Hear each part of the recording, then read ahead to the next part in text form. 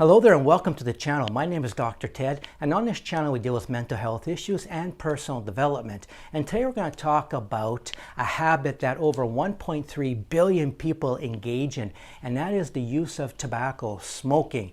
Now, smoking isn't just a physical addiction, but also a psychological addiction. Many people try to break this habit, break this addiction, but they are unsuccessful, knowing that smoking isn't good for their health. In this video, I'm going to share with you some psychological tools, some strategies that can help you break the habit. So how can we use psychology to help quit smoking? Classical conditioning. Years ago, there was a researcher named Ivan Pavlov. Now, he taught dogs to associate the sound of a bell with food. So he would show the food and at the same time ring the bell. Now, he did this repeatedly over a period of time. And then he took away the food and just rang the bell. Now this made the dogs salivate. They thought the food was coming. So that kind of association, that kind of connection can be used to help you or help anybody stop smoking. So we pair, you could say, or create association between smoking and something unpleasant. Okay, let me expand on this classical conditioning. We start with aversive conditioning. Now that is, again, pairing something unpleasant with the use of cigarettes. So for example, bad tastes. You need to find something that you don't really like to taste, something that's kind of maybe a bitter taste.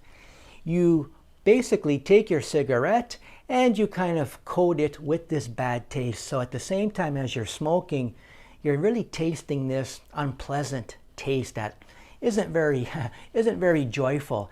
And then your brain starts to associate, well, I'm smoking with this bad taste I don't like. Next, unpleasant smells. So you inhale, and then you inhale an unpleasant smell. You can see the association. So cigarette and then inhaling, oh, I don't like that. Next, negative images. Now that can entail you're smoking, and then because of your smoking, you have a negative image that forms in your mind. For example, sure hope I got good news from my chest x-ray. Now these methods can be very helpful, but it also depends on the motivation of the person. And that can vary from person to person. Now some people might find it's a little bit too unpleasant to see these negative images in their mind. So I would recommend working with a therapist or somebody else trained in this to kind of help produce a more, you could say, safe environment to allow you to kind of go down these dark image paths. That they're there to kind of guide you and also to help you if things become too extreme. And also I'll say, when you're working with somebody else, that can be a great motivator, because if we're working by ourselves on something, we can kind of lose track of things, maybe forget, or maybe, oh, not today. But when you're working with somebody else, even like a coach, that can be a great motivator in helping you overcome this powerful addiction of smoking. Replacement and substitution, using healthier habits to end smoking. So for example, drinking water, right? It's the same kind of movement as cigarette smoking. Chewing gum. Chewing gum gives that sensation that your mouth is moving, kind of imitates smoking. Next, deep breathing exercises. You inhale the cigarette. Doing deep breathing also stimulates that kind of movement. So kind of. Lastly, squeezing. And what I mean by that is, when we're smoking, that can be a stress relief. We have a lot of stress. I'm going to go out, I'm going to have a cigarette.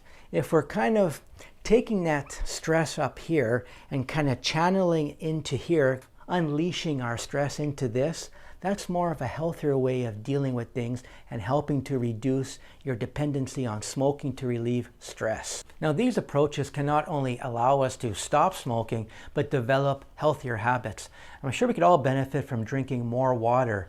And just over time of doing this, your body just gets used to a different way of responding to things. So instead of going for the cigarette, You're going for the squeeze, right? And getting your stress out like that versus using a cigarette.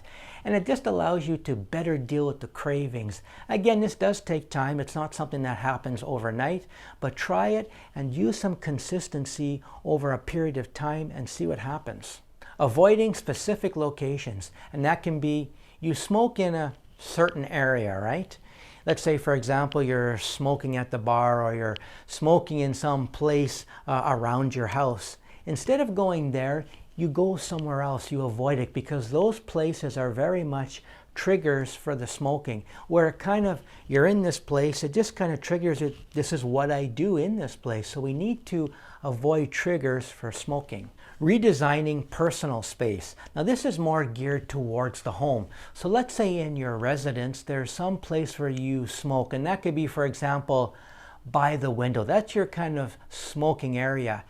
You can redesign that area by putting some furniture, putting something there that prevents you or makes it more difficult for you to enjoy that area for smoking. Addiction to smoking, addiction to tobacco, it's not an easy thing to deal with, but I hope some of the strategies that I presented in this video can help you. And if you know of somebody that could benefit from it, please share this video with them. And if you enjoyed this video, give me a like. And as always, wishing you the best mental health wherever you are in this big world. I have a great video on addiction. Please check it out here.